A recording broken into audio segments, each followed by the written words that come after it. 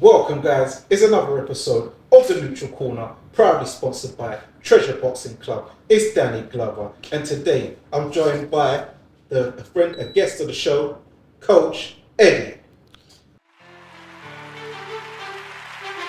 Welcome, guys. It's another episode of the Neutral.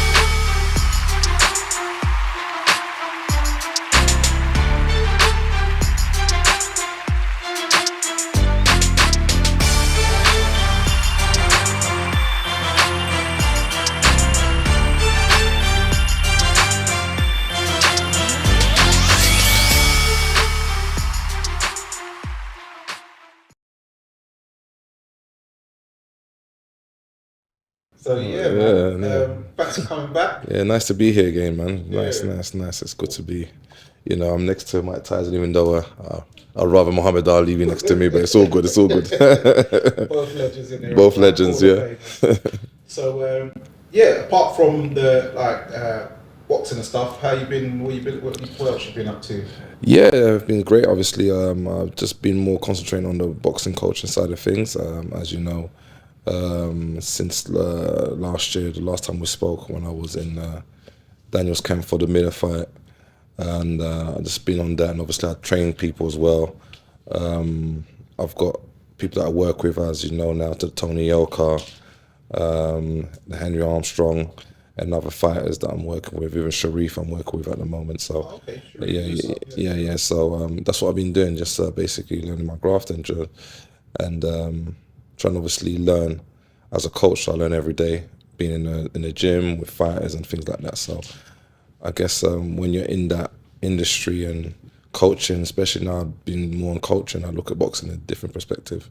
And I look at it more of a sweet science, and every fight that I look at as a coach now, as before I used to look at fighting as just a fan and things like that. So now it's just like I see what they're doing right and wrong. So it's a very interesting industry to be in basically. Yeah, because I know before you was dabbling in that gym doing sparring with some fighters and a bit of pads with like your mate in one of those fitness gyms. So what was it that gave you that sort of idea and like the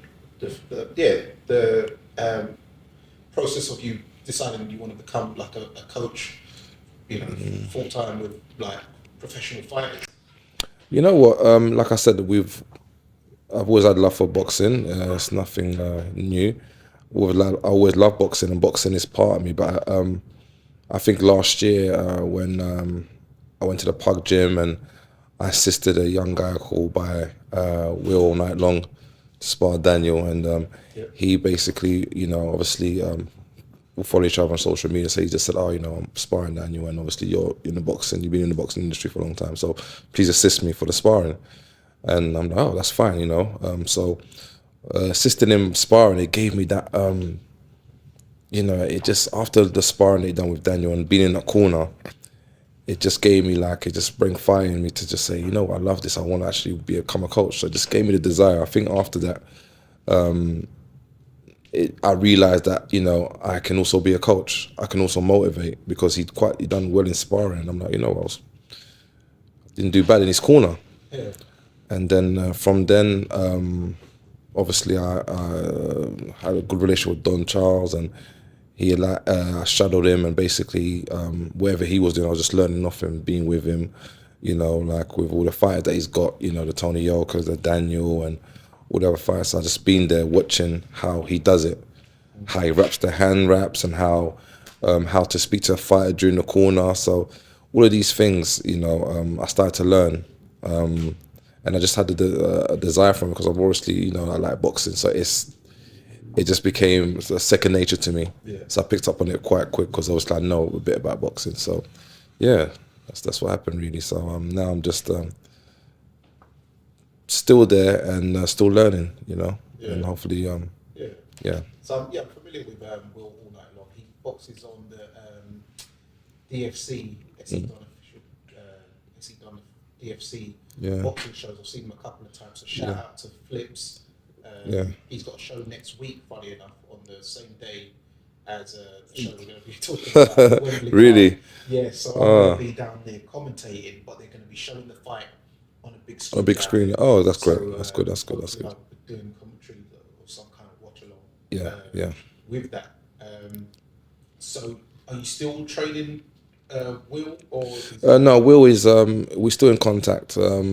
He's still training in some ways, West South London somewhere, because he's based in South London. Yeah, right? South East London. So still training up their side, but obviously I've always told him he's more than welcome to come to our gym, and he knows that already. So I've always told him whenever he's ready, he can just come down and we can train. So, but he's a good young lad that's got a good bright future ahead of him.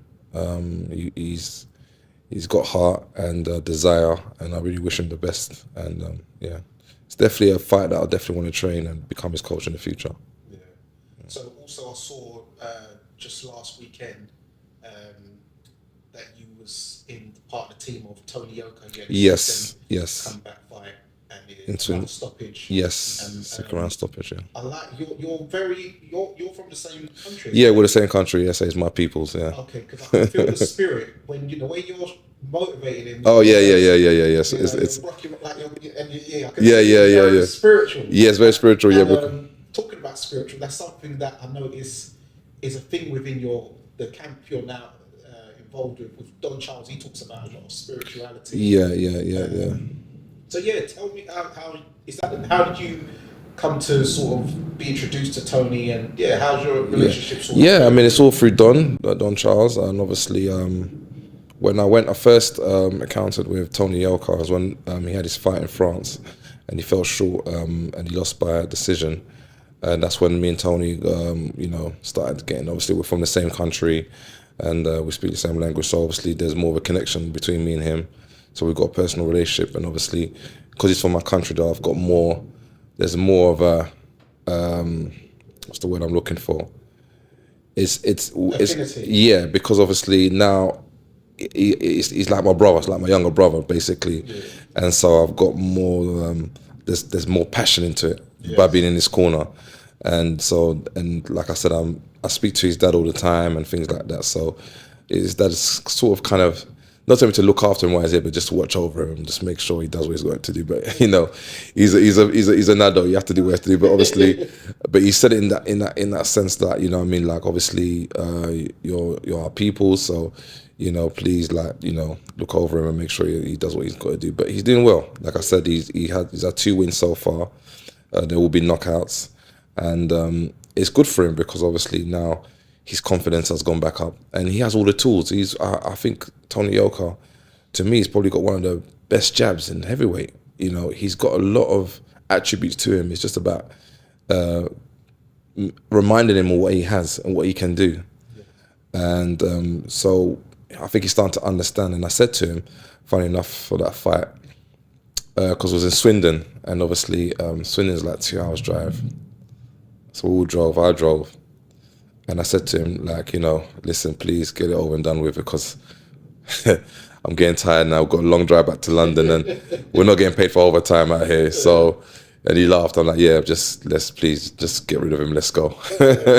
And he done that, which is good. And it was a good performance. And that's what we want. We want that aggression from him.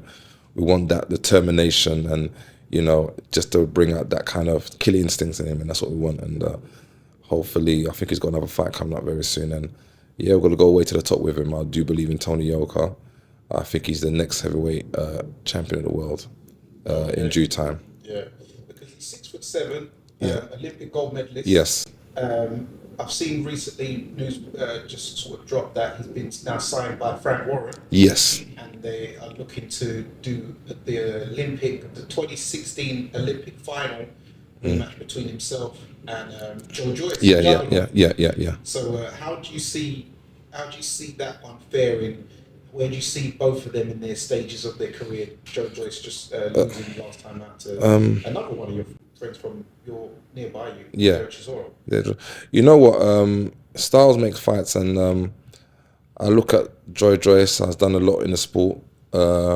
He's probably another gatekeeper. He's probably one of those fighters that you got to get past to see because Joe Joyce is tough. He's no pushover. It's not going to be an easy victory. But I believe that Tony Yoka is a new generation in boxing. He's younger, stronger, and I feel like Joe Joyce he's probably at the end of his career. You know, and I feel that, you know, Tony Yoka should be able to beat him. I'm not saying it's going to be an easy fight, but it's going to be very interesting because they're both about the same height, same build.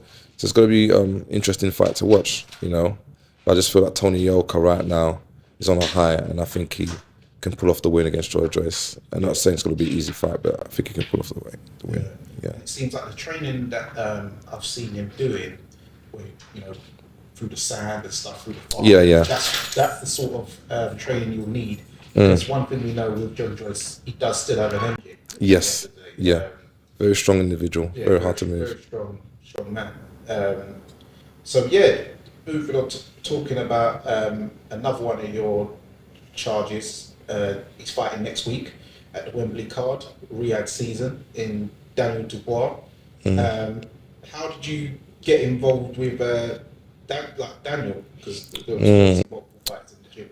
Yeah, you know what? It's I didn't anticipate this situation to happen. As you know, working with Don Charles, who's my mentor into the boxing coaching side of things, and he happened to work with Daniel.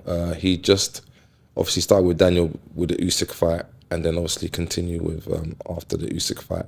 And obviously I started joining the gym with them, and then obviously just learning and being around them. And then obviously we worked. I was in his camp to work when he fought Miller. Was in the Miller camp, and then in the Jerome Miller, and he had done good sparring them times. Got the Miller win, and then obviously Hrgović fight, which was a good camp. We had some good sparring partners that came. So many I can't remember. I know Jose, Franklin. Yeah, he was there. The other guy I keep forgetting. The guy that fought. The Italian guy that fought. What's his name? He beat the Russian guy, the tall Russian guy, the other day. I know who you're talking about. Yeah, he beat that Makhmudov. Yeah. He's quite tough, you know. Yo. Yeah, and he lost narrowly to FIGHTFANTVLIVE. That's it. Yeah. That's the questionable. You can see it's questionable. That's a very. I watched that fight. And I'm like, that's not. I could, you know, if he said a draw or if he said he won, I'll be happy with it. But he's actually a tough guy. And he gave Daniel some good rounds. And he really helped Daniel in sparring. And the Nick, obviously Nick Campbell, my guy, is a good friend of mine. He's been there for the Hrgović. He's been also there for this one as well. And we even had Fraser Clark came over, and you know, it was good sparring. And so that's what happened. So basically, the Miller, then the Hrgović, and after the Hrgović, obviously, didn't anticipate that this fight would be happening. You know, it just happened, and the reality of it is happening within a week, and that's just I still can't believe it, but it is what it is. Yeah. So, what sort of things have you learned under the tutelage of Don Charles? What goes into a training camp at world championship level? Obviously, Tony Yoka is on the ascendancy as a contender, but Daniel Dubois is now champion. Don Charles' first world champion. Yeah, imagine. So this is a world-class training camp. Yeah. So what sort of things have you learned about the sort of, how training camps sort of go? It's all about, what I've learned is you obviously have to have a strategy in everything that you do. So if he's going to be sparring, there needs to be a strategy of what he's going to do on this day, you know. So, you know, that's what I've learned. So every sparring, there's a strategy for the boxer and the sparring partners, even the sparring partners, which I've been working with. We have to have a strategy for them as well, because they got to bring the best out of the fighter. So we got to treat the sparring partners as if they're fighters as well, fighting against another fighter, you know. So, you know, I told the sparring partners, you know, this is a learning curve for you guys as well. So take it as if you're going to have a fight, you know, major fight. So just look at it that way. So mentally, they're looking at it like, you know what, it's not just about the boxing, about me. So it brings the best out of them and things like that. So that's one thing I've learned. And obviously, the discipline side of things, of, you know, the sparring partners, and You know, it's funny because we went for dinner last time with the sparring partners, and Don said, you know what, we got to eat quick because they got to sleep early. You know, it's very important that they have enough sleep to be able to be fit, because they got to be fit as well for sparring. So they got to get looked after. So yeah, all of that as well. So I've learned a lot on that. Yeah, it's just been it's good. It's a good experience, honestly. Yeah, and what I also, because I was came to the gym with you Yeah. one of the times, and I noticed that, you know, what a lot of people don't know behind the scenes, that these training camps cost a lot of money. Yes. You've got to, you know, bring sparring partners in, Yes. you know, sort out their accommodation, The food and everything.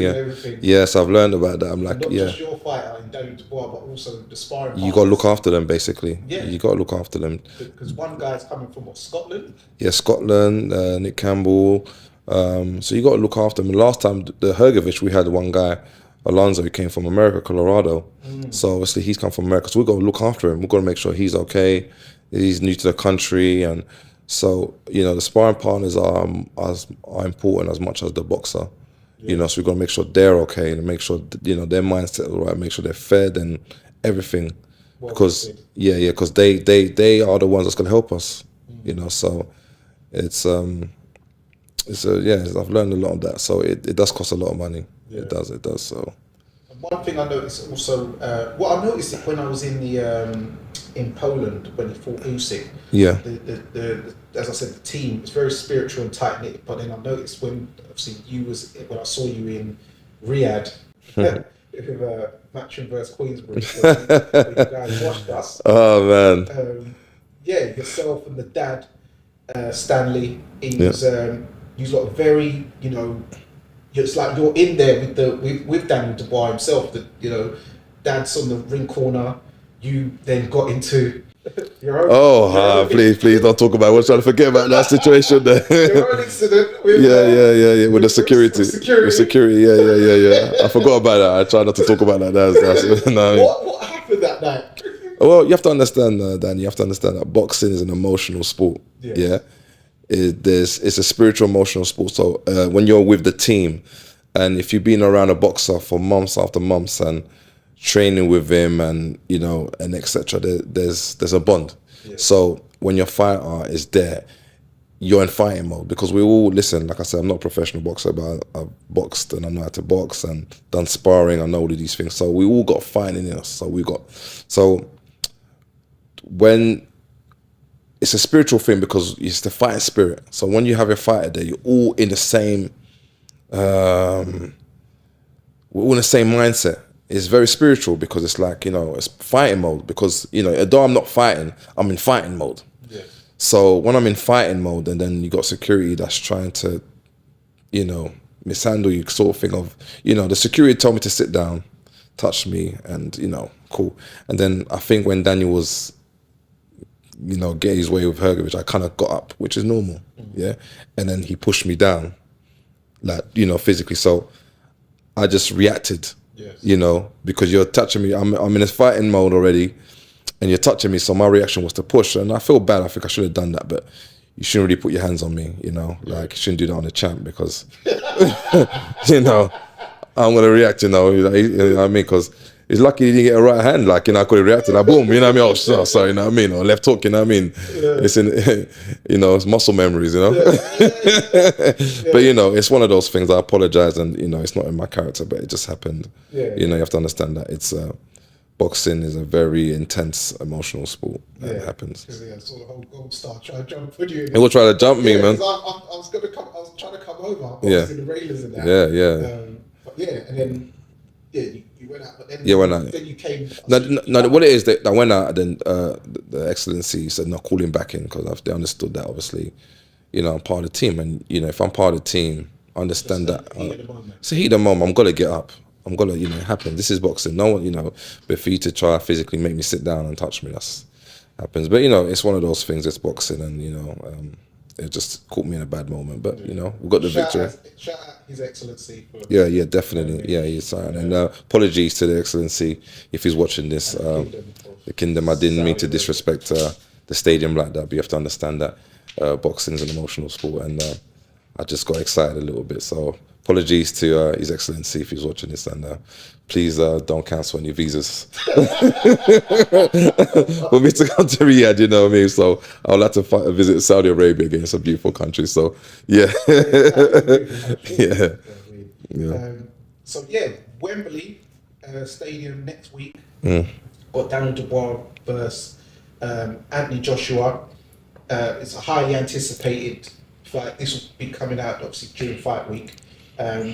So what do you see sort of like strengths and weaknesses? You know Anthony Joshua very well as well. He's a friend of mine. Yeah.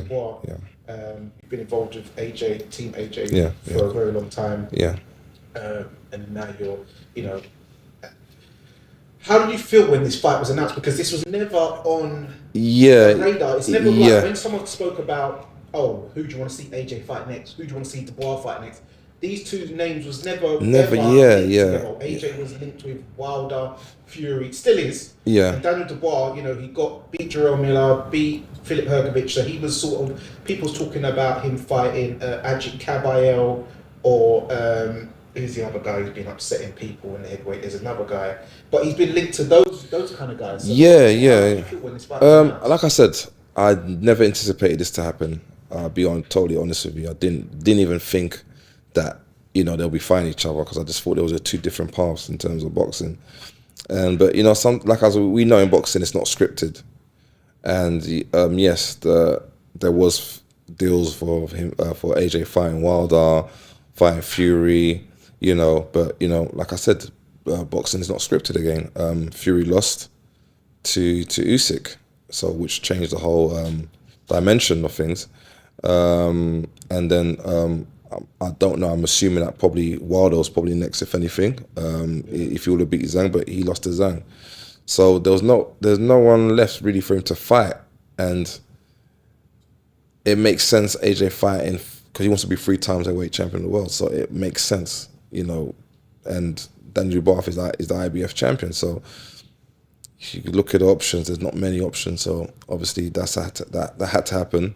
So that was it. Joseph Parker, who Daniel Dubois was linked, because you know Joseph Parker was another one who, after he got beat by Jojo, started once he hit the Riyadh season. You know, he got wins over Wilder. So, that was that. Who he was linked to as well. Yeah, so obviously, that's what we thought. We thought you'd probably fight Parker or Zhang. We never thought that, you know, you'll fight AJ. That was never to my knowledge.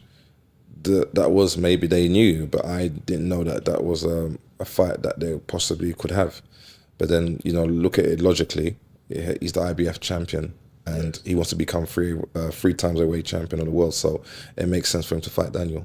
You know, so I would, if I was in this position, I'd probably do the same thing, to be honest with you. So yeah, because Usyk gave up the IBF. Title. Yeah. He said he wanted this to, you know, be for something a bit more prestigious. So. Plus, he's one undisputed now, so it doesn't matter if the match is undisputed or not. He's already clocked the game. Yeah, they was gonna strip it off him anyway. They're so, very strict. So he just gave it in a nice way. They just said, just give it us to the nice way, or do it the hard way. He handed in his resignation basically before exactly, and then get fined on top of it. So just give it to them nicely with no complications, and that's what happened. So, knowing how AJ, you know, is, and Daniel Dubois, how do you? Because I think this is a lot of people talking about, you know, who establishes their jab first and who does this and throws the right hand, but I feel that this is more of a battle of the minds. Because they've both shown mental fragility in the past. Yeah. But they're both now on. Funny enough, Don Charles loves to play Bob Marley. They're both on their sort of redemption. Yes. You know, making a surge in their victories as of late. So how do you see their mindsets going into, from what you know of both of them? And do you think it's more of a mind over matter, or do you think it's more of a physical thing rather than mental? I think it's both. It's all together. It's all both. You got two fighters that have had their ups and downs. You know, and they proved the world wrong that, you know, they can come back. Like I say, with AJ, when he lost to Usyk, you know, everyone was basically putting him down, saying that he's finished, and then obviously he came back and fought Jermaine Franklin, which I think was a decent fight. He went 12 rounds. Yeah. I think Jermaine Franklin's a good boxer, and he done well. But AJ won majority of the rounds. And then obviously he fought Hellenius, and obviously that was like a short notice because he was meant to fight Dylan White. Yeah. So he trained to fight someone like Dylan White. Then all of a sudden, not even a week, he's fighting someone tall as him, and so he didn't. Yeah, he's taller than him. He's taller. 6'8". Yeah, 6'8". So he didn't have time to prepare for someone that tall. And obviously people say, people criticize his performance, but he knocked him out at the end of the day. And then obviously brilliant jump against Otto Wallin. He looked from Otto Wallin. He looked like he got back to his groove, and he was the old AJ, and started really throwing good combination and really putting his weight into the punches, like really stepping into it, and and then he fought the Francis Ngannou, which was like second round knockdown. Knocked him out, devastating, and really turned into that right hand. So he's back with bad intentions now. Mm-hmm. Like he's come back to himself, and I'm sure his confidence, his high level confidence, has gone up. So then you got Daniel Dubois, same thing as well. Daniel Dubois lost against Usyk, came back and beat. Baby Miller, and people don't understand Baby Miller was undefeated at that time. Yes. And Baby Miller is a real deal. It wasn't easy. You got a 350-pound guy just coming at you at all time, and Daniel showed that he can box. He had to dance around and box. So he looked like her behind that. Yeah. Dancing Destroyer. Yeah, he looked like Dancing Destroyer, and he was throwing a lot of combinations, and a lot of people thought he would tire. And so you got to give credit to Daniel that he was able to do that for 10 rounds. And the entire and he knocked out Baby Miller, and Baby Miller is still one of the top 10 fighters, in heavyweight. So Baby Miller, then he fought Hrgovic is undefeated as well, and people thought that would be an easy fight for Hrgovic, and because of his skills and etc. And Hrgovic is a good boxer. He beat Zhilei Zhang, and Zhilei Zhang is a real deal. And then it was a rocky start to the fight. He was getting hit with a lot of right hands, and credit to Daniel, he didn't quit. He didn't show any signs of being distraught by it. Yes, there's times that you got to hit by a right hand by a heavyweight, you got to get hurt, but his spirit and his whole demeanor in the fight was still like, I'm gonna get him. It didn't discourage him. Yes. So people question Daniel's heart because of the Joy Joyce, and he quit against Joy Joyce, people are saying, but people understand boxing, understand that if you look at Daniel's eyes, it was really bad. Yeah, like some people's careers are ended because of their eyes and that, so it's easy to say that he quit, but at the end of the day he probably stopped for anything worse happening. And he was very young. He was probably like 22. Yeah, he was only 22, 23, so he's young. He fought Usyk, and Usyk is, Usyk is. And he arguably knocked him out. Yes, he caught. This is my opinion, and some people disagree. He caught him with a good body shot, and he went down. I was there. It was legal. He caught him with a legal body shot. Yeah, but it is what it is. I personally think that it was a legal body shot and a legal shot, and he got him. But he done well against Usyk. Usyk is a world-class fighter. Come on, this is Usyk. Mm-hmm. And, give credit to Daniel. Yes, this got stopped in the 8th round or 9th round, I believe, or the 9th round. Yeah, but Fury should have been stopped in the 9th round. Exactly, he got stopped. He got stopped, and he done well. He shows that Daniel showed me that he's meant to be in those levels. You know what I mean? He showed us that he done well, and he's only young and he's only learning. So I think those 2 fights that he had with Miller and Hrgovic has given him confidence, and so he's had good opposition. Yes, it wasn't easy. So I feel that because of that, he's confident, knowing that I fought 2 undefeated fighters and I beat them. Yeah. So he's going into this fight feeling that I've been through it all. So he's also matured. I feel that he's matured now. He turned 27 last week, I believe, and so he's maturing, and he's got experience as well. But Anthony's also got a lot of experience, probably more than Daniel. especially in these magnitude fights, these big fights, these big stadium. I mean, how many times has AJ fought in these stadium low? So he's he's very experienced and not just Wembley, the Principality as well. Yes, yeah, yes. In Wales, Tottenham, Wembley. You know, he's fought in these arenas, so he's quite used to it. And I feel that AJ right now, he's at his peak right now, where he knows who he is, he knows what he can do, so he understands himself a bit more. And this is what makes this fight interesting, because you've got two fighters that have matured in the last year.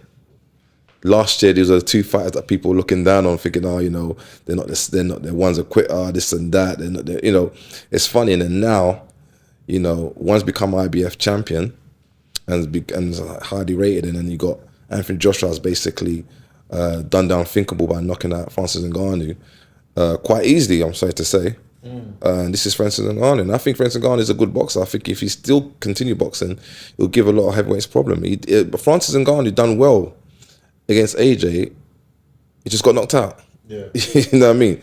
And like I said, look what he done to Fury. Yeah.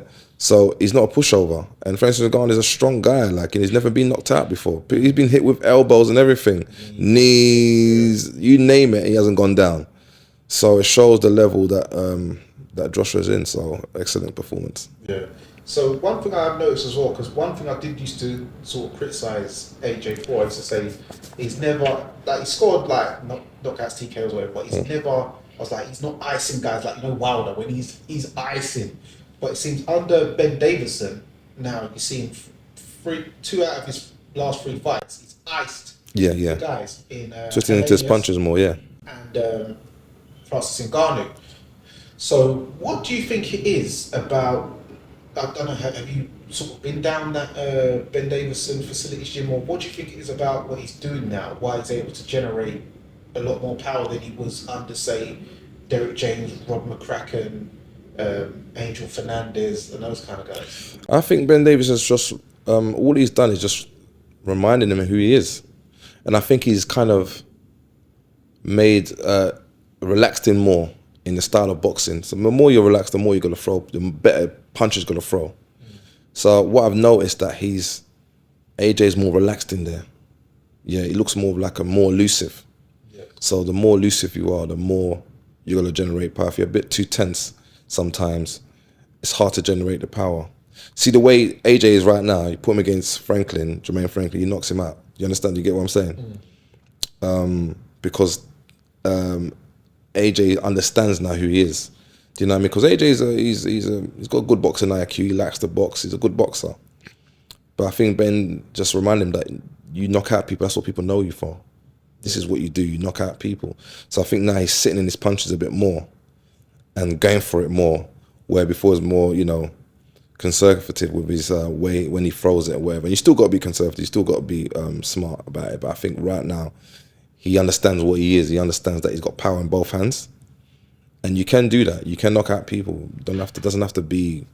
You don't have to fight 12 rounds. You can get rid of someone quick because he's got the ability to do that. He's got punching power. He punches with both hands. Very, you know. So I think that's what's happened. Yes. Okay. So also this fight, even though Daniel's from South East London, yourself, Don Charles, AJ, you're sort of like north-based. So I know that you're very familiar with AJ, but also Don Charles is sort of known that he known AJ for quite a long time as well. Before, what's the story sort of behind how he knows him? Was he, because I know AJ was down Finchley, and that's where Don Charles is pumpkin. Yeah. So when AJ was on the Olympics and etc. After the Olympics, he spent time with Don in his gym, and Don mentored him in the beginning of his career. So they've had a good relationship. They know each other for a long time. So initially, I think what it was at that time, Don was with Gisora. Yes. Yeah, so it was a Gisora, and I think he had to give more of his time to Gisora. But I think what it was, I think AJ initially wanted Don to train him, but Don was training him in the beginning, you know, and Don also mentored him in a lot of things, you know. It is what it is. I mean, so they got a good relationship, so they know each other. This was before he turned professional. I believe this is before. Yeah, this is before. I think this is when Olympics. So he knew him sometime from the Olympic times. Yeah. So that's how he knew. So they've known each other for quite a while, and then obviously Don went with Jazora, and then obviously AJ went his own path with Robin McCracken, and all of those people. So that's basically what it was. So yeah, I mean, boxing is just business at the end of the day. It happens, and you know, every coach has a story with fighters. You know what I mean? So it is what it is. So yeah. So how important is it also for each individual in the training camp of Daniel Dubois sort of to like make sure that they're doing their roles correctly? Because there's quite a few of you. There's I saw there was a guy like a white guy doing the pads. Kieran, and then there's the monstration. Guy. Ian. He's I like Kieran. So what sort of roles is it that everyone sort of like doing in the camp? Because it seems like you're all very quite structured. The thing is, we all have to work with each other and have the same mindset in that, because I don't know, when you're going to war, you have to have the same mindset, and know it all merges together. So you know, in pads, you know, for an example, you know, Don is more technical with his with pads, on the technical side of things. So you'll show Daniel how, you know, place your feet, this and that, and etc. And then you probably have Kieran that probably works on more on the speed sort of things and things like that. You know what I mean? So just an example. So, but it all merges together. It's all the same sort of combination. We're working with same sort of style that we're working together with. So it has to merge together. But each person adds something. You know, because, you know, I feel like Don can't do everything. You know, someone has to add something, you know. So everyone adds something. That's what it is with pad work. So, but as long as it's in line with what we're trying to do, that's what it is. Also, I think it's a good idea to have you guys, because you guys, you know, are, you know, younger.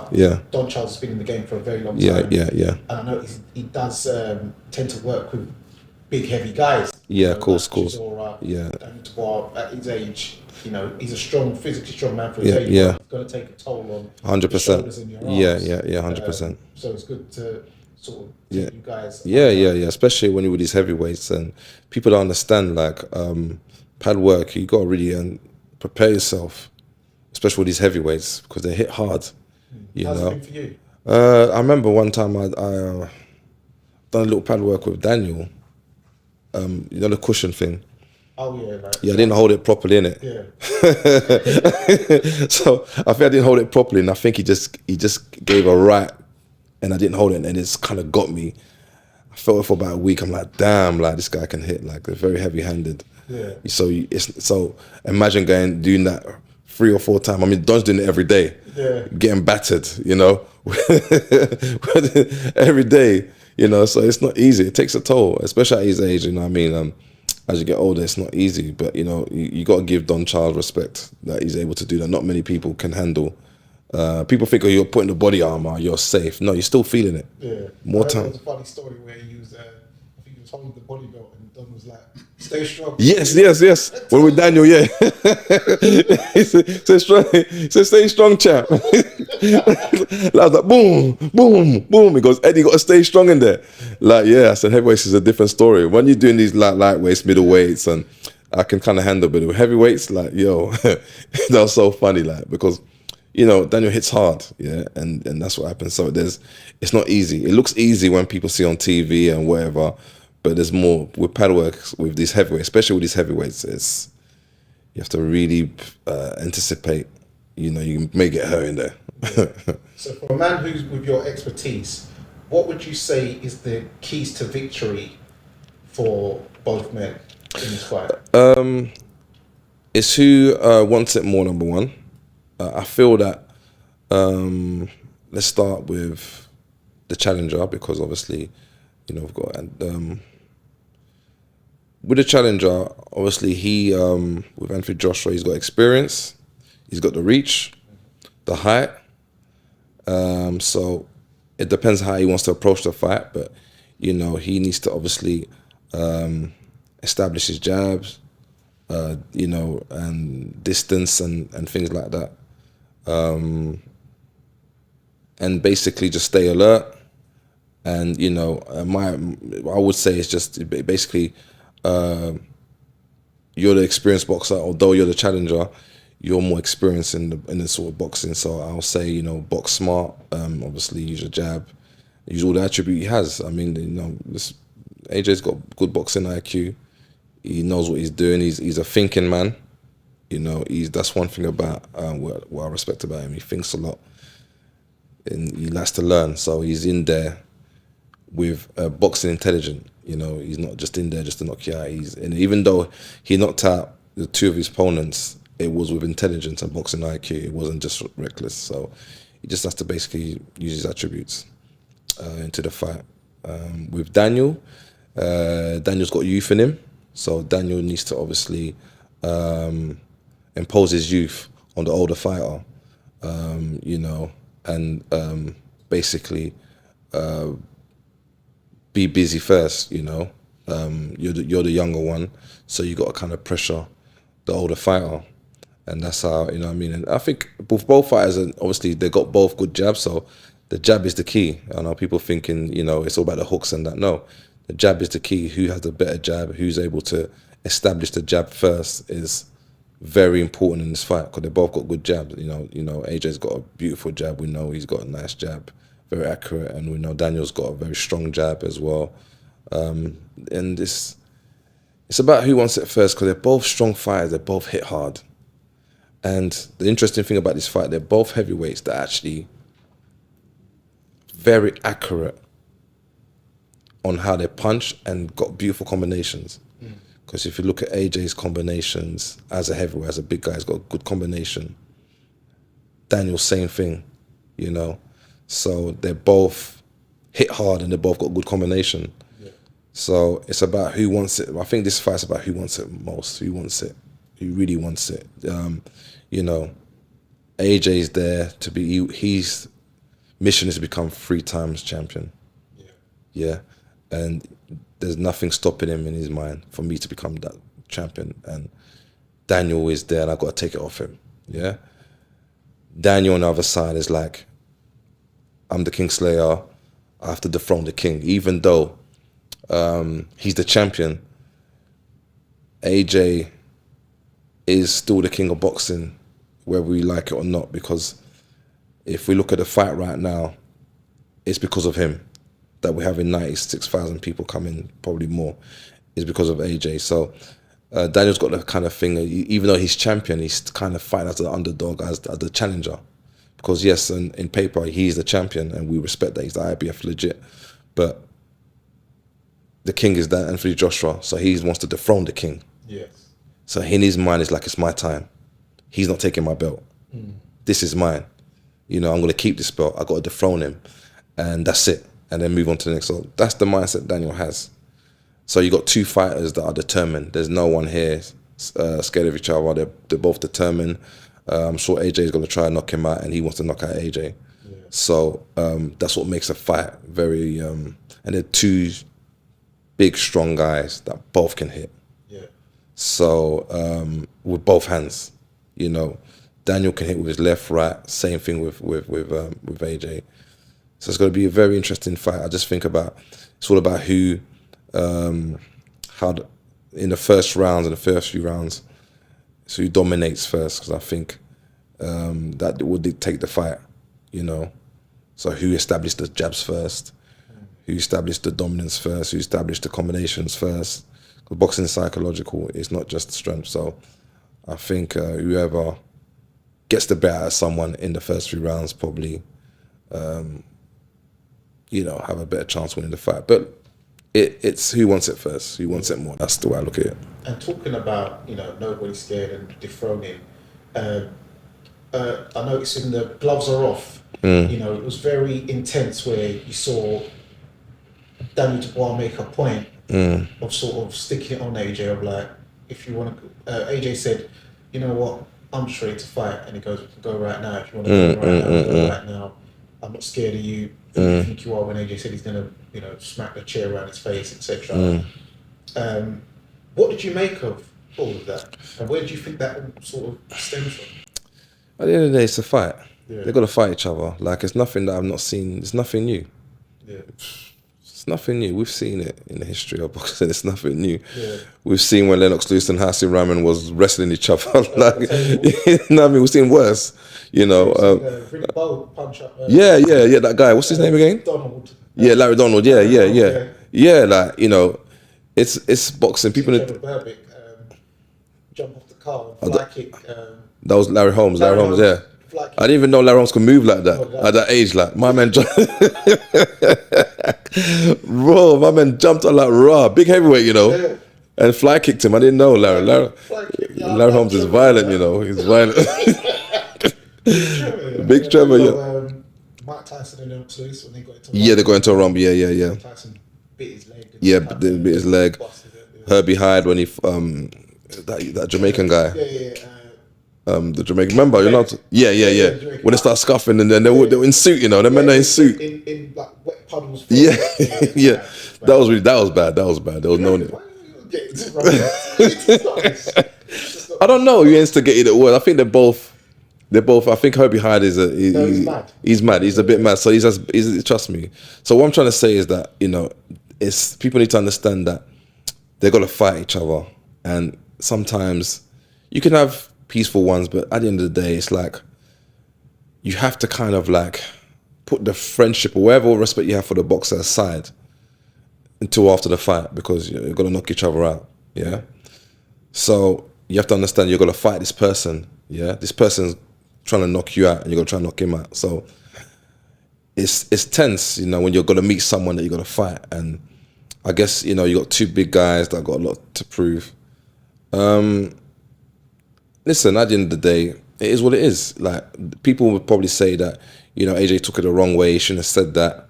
But it's a fight, you know. You have to, you know, that I think Daniel just meant like, I'm ready, you know. I'm ready, I've been training, we can go now, like in the sense of we can get in the ring now or whatever. I think he meant it in that way. Even if he meant it in that way or where, like, we can go outside, it is what it is. But one thing I will say, I don't think he should have said that, because do you know why? It wasn't the best time for him to go right now, hence he just come off the plane from Brazil. So Yeah, I don't think it was warmed up yet, you know. I don't think his legs had recovered. It wouldn't have been a good. It wouldn't have been a good idea. It wouldn't have been a good idea, but oh man, but you know what? Like, at the end of the day, like, you know, it is what it is. They're both men at the end of the day. Yeah, so, you know, he's saying we can do it right now, and AJ say, what, you want me to smash the table? Yeah, like, you know, it is what it is. They're both men. AJ felt disrespected and he reacted to it. Yeah, it's normal, you know. It's fighting. At the end of the day, like I said, it's, in a fight, you're gonna be that person. I'm sure after the fight they'll shake hands, it'll be cool. Do you know what I mean? It's not personal. I don't think Daniel's got anything personal against AJ, and then AJ definitely doesn't hate Daniel. Do you know what I mean? Because, you know, even AJ, if you be honest, like he said, listen, don't disrespect me, don't do that. So just kind of warned him like that. Please don't do that. You know what I mean? You don't want it, because I'm not trying to disrespect you. We had a nice face off, but you took it another way. But maybe, you know, sometimes some fighters need that. They need to stir things up. So maybe Daniel needed that, just to give him that kind of like, yeah, let's do this. Like, so he gets angry, so it gives it a more like, makes it more delicious, like Derek would say. Delicious TV. Yeah, so it is what it is, man. Also, I saw Anthony Fowler put out that he was allegedly at this sparring session with AJ and Daniel Dubois, and Daniel Dubois caught AJ and AJ's legs went, and but then at the table when AJ was questioning him about it, it was like they kind of, Frank Warren wanted to kind of cover it a bit, yeah, kind of skate over it. Yes. I mean, sometimes fighters, you have to understand, you know, when you want to make a name for yourself, you say, I mean, I'm a thing, whatever happens in sparring stays in sparring. Yeah. I don't believe in talking about sparring because it's just sparring, you know what I mean? It happens. But at the end of the day, you know, sometimes you want to make a name for yourself, so you want to, you know, talk about it. But listen, at the end of the day, every fighter has been hurt, yeah? In sparring. It's sparring, it's fighting. You're going to get punched in the face, you know, it happens. That's the whole point of sparring, to shape you up. So when it comes to fight night, you're on point. You know, we've seen many great heavyweights that have been beaten up in sparring or been hurt in sparring. Not to say that's the case with AJ, but, you know, we even see it live when Tyson got dropped by, before he fought Buster Douglas. Yeah, I didn't know the name. Yeah, he dropped him. So it happens. There's no shame into it. I don't think there's anything that deep the way I'm looking at it. I wasn't there. I don't know what happened. You know, I'm hearing what people are saying. Some people are saying it's not the truth. That's not what happened. It was good competitive sparring. You know, some people said that, yeah, he caught AJ with a good shot, and yeah, it happens. It's heavyweight. It's like, to me, it's not that deep. Anyone can get rocked. So, you know, but yes, as a fighter, if you've hurt someone in the past, you got to get a bit of that confidence that, you know, I hurt this person in the past, so I'm not this person now in the past and sparring. So you got to get that. But then you have to be careful because that was 8 years ago. Yeah, they're two different fighters. AJ has evolved and he's evolved. So, you know, it's not going to be the same people that are sparring. Even when Hrgovic said that he used to beat up Daniel all the time, we saw what happened. Yeah. Yes, he had the confidence. He was throwing the right hands because he's used to maybe having an advantage on Daniel, so he knows, yeah, I can just do this to this guy. But he realized that Daniel now has grown up, has got more heart and more desire, and probably hits more harder. He's got men's strength now. Yeah. He was fighting when he was a teenager. Yeah. He's got manpower now, so his punches are not the same. His hits and his 10-ounce glove. So you can't take too much from sparring. You know, it does. That's sparring. That's in the past. They had headgears, 18-ounce gloves. You know, this is going to be 10-ounce gloves, no headgear. Yeah. It's going to be totally different. Yeah. So let everyone know why they need to tune in to Wembley next week. This is a British fight, a big British fight, and you've got two heavyweights that have redeemed themselves. Two heavyweights that punch hard, that are vicious, that got crazy combinations. Two heavyweights that are determined to win. Two heavyweights are determined to knock each other out. Yeah. Two heavyweights that don't want it to go past 12 rounds. So it's very important that you tune into this fight. It's going to be a big fight. You know, we've not had many fights like this in a long time when you've got two heavyweights, you know, that are on the level that are in, because they're both heavyweights that have done well, both heavyweights that have overcome obstacles and things like that, adversity, and they are very ready and seasoned. So you got two seasoned heavyweight are probably at their best. Yeah, and there you have it, guys. It's another episode of the Neutral Corner, the Daniel Dubois versus Anthony Joshua fight preview and breakdown. It's Danny Glover, it's Coach Eddie, and remember, guys, persistence beats resistance. Straight up. You know what it is.